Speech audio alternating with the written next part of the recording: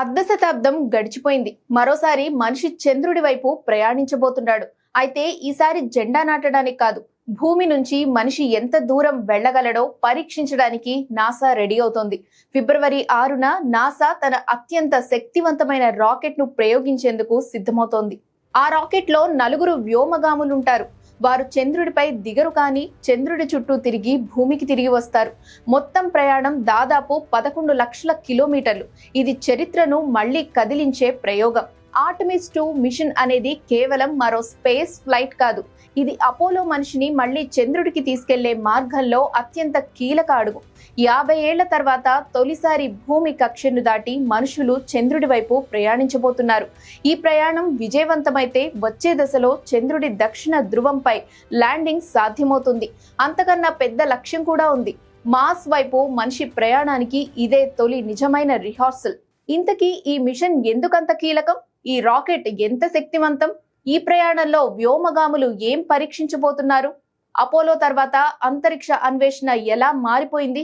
ఈ ప్రశ్నలన్నిటికీ సమాధానమే ఆర్టెమిస్ 2.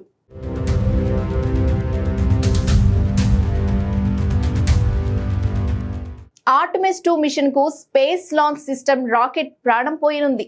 దాదాపు 100 మీటర్ల ఎత్తు ఉన్న ఈ రాకెట్ ఇప్పటి వరకు నాసా తయారు చేసిన అత్యంత శక్తివంతమైనది. ఒకసారి ఇగ్నిషన్ అయితే ఒలింపిక్ స్విమ్మింగ్ పూల్ ను నిలిపేంత ఇంధనం క్షణాల్లో కాలిపోతుంది.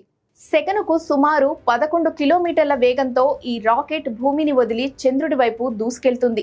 ఇదే రాకెట్ భవిష్యత్తులో మనిషిని చంద్రుడి మీద దింపే బాధ్యతను కూడా మోస్తుంది. ఈ రాకెట్ ముందు భాగంలో ఓరియన్ క్యాప్సుల్ ఉంటుంది. ఇదే వ్యోమగాముల ఇల్లు. 4 వ్యోమగాములు దాదాపు 10 రోజులు ఈ చిన్న క్యాప్సుల్లోనే జీవిస్తారు. శ్వాసకు అవసరమైన గాలి, నీరు, ఆహారం, వ్యర్థాల నిర్వహణ అన్నీ ఈ సిస్టంలోనే పనిచేయాలి. ఇది కేవలం ప్రయాణం కాదు, భూమి నుంచి చాలా దూరంలో మనిషి ఎంత సురక్షితంగా బతకగలడో పరీక్షించే ప్రయోగం. ఈ మిషన్ లో ఒక చారిత్రక అంశం కూడా ఉంది.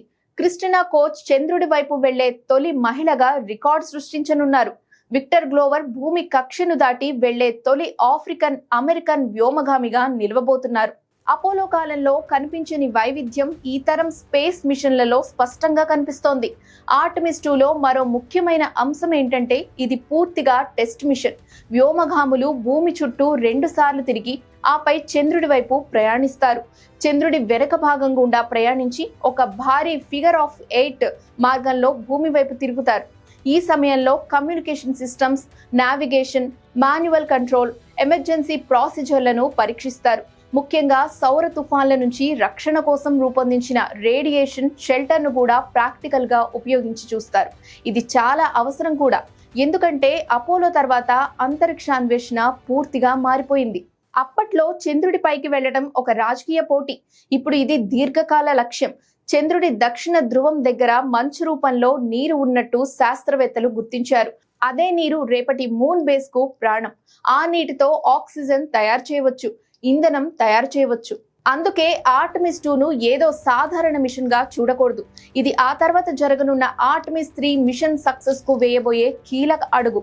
ఆర్టెమిస్ 3 లక్ష్యం చంద్రుడిపై ల్యాండింగ్ చేయడం మాత్రమే కాదు, అక్కడ మనిషి దీర్ఘకాలం ఉండగలడా, అక్కడి నుంచి మార్స్ వైపు ప్రయాణానికి పునాది వేయగలమా అన్నదే అసలు లక్ష్యం.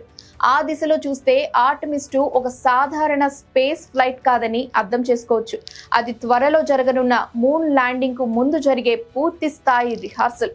మనిషిని భూమి కక్షను దాటి పంపినప్పుడు ఎదురయ్యే ప్రతి ప్రమాదాన్ని ముందుగానే అంచనా వేసే రిస్క్ టెస్ట్. అందుకే ఈ ప్రయోగం చాలా ఇంపార్టెంట్. మరి చూడాలి ఈ మిషన్ ఎలాంటి సక్సెస్ ను అందుకుంటుందోననే టెన్షన్ ప్రపంచవ్యాప్తంగా నెలకొంది.